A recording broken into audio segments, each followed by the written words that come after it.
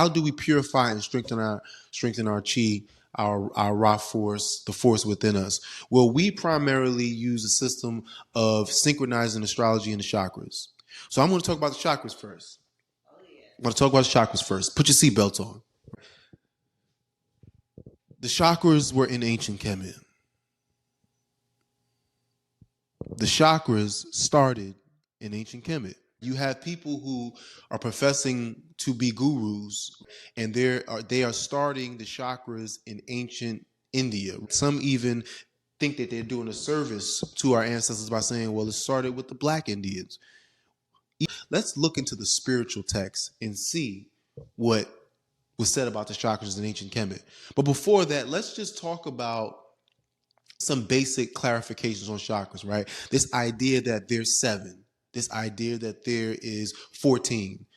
Depending on what culture you lived in, where you were in the world, different cultures, different sections within the religion use different amounts of chakras, right? The esoteric Buddhists use 4 chakras. Right? The Tibetan Tanga Buddhists, they use 6 chakras. In Kemet, you mostly see 7. I've seen 9. I've seen 10. So when you see people saying, and here's another thing, remember, spirituality is always about making things relative. Why do the esoteric Buddhists use chakras? Because that's what they need to get the work done that they need to get done. And if you're using 7 as the base, that's because that's the work that you need. So when you hear people talking about 14 chakras, well, how are you going to make that practical to life? How is that going to help people in their relationships, help them in their health? Yeah, it reminds me of the example when I mistakenly said the 5 nations, 4 nations.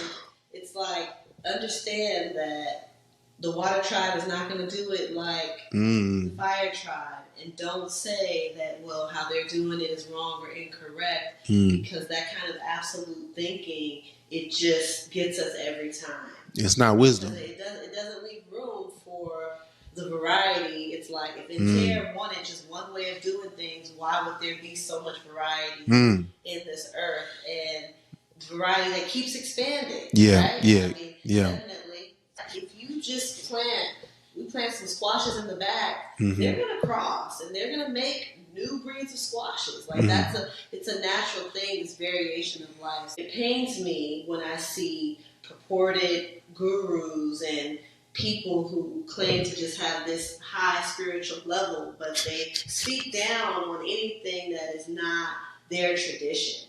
And one thing here in Astro Aura that we want to recognize is that there are many different ways to approach it. There are many different ways, but the way that you approach it is best if it does reflect your ancestry. It's best if it does reflect your culture, your geography, and the time that you're living in. It has to be relative. Yeah, and to add to that clarification is also the names of what the chakras were called in ancient Kemet.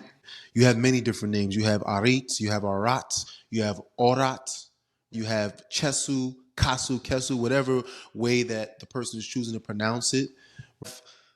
All these different names to describe these energy centers, because the real story is that the energy centers exist in all human bodies, and when people are practicing living in harmony with God, everybody's going to notice these energy centers. They were translated also by the Greeks as the Uraeus. So when you hear people saying stuff like the ancient Kemites called the chakras Neteru, there's no evidence of that in any spiritual text. That doesn't even really make any sense. It's not true. It's not backed by anything. So I'm going to read 2 statements. The first one will be in the pyramid text, and this is to show the chakras being there. Now remember, the pyramid text was written almost 5,000 years ago, so it's got a good almost 3,000 year head start on any of the texts that talk about the chakras in India.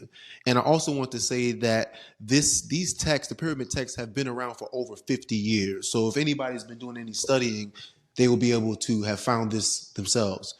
So this is in Utterance 318. King Unas is the Gnaw snake, the leading bull, who has swallowed his 7 Oratu.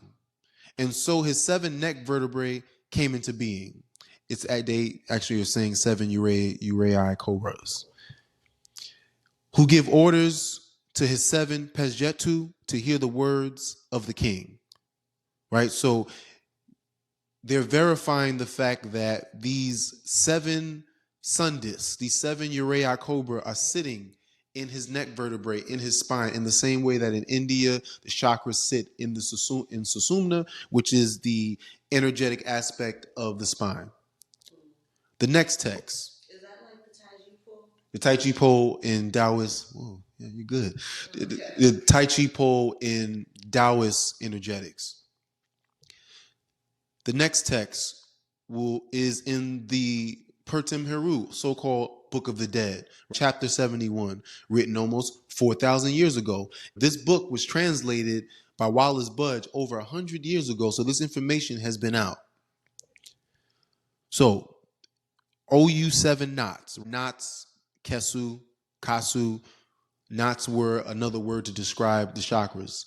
OU 7 knots, the arms of the balance on that night of setting the sacred eye in order. Who cut off heads, who sever necks, who take away hearts, who make a slaughter in the island of fire. Reference to purification. I know you. I know your names. May you know me as I know your names. If I reach you, may you reach me. If you live through me, may I live through you. May you make me to flourish with what is in your hands, the staff which is in your grasp, a reference to the spine. May you destine me to life annually.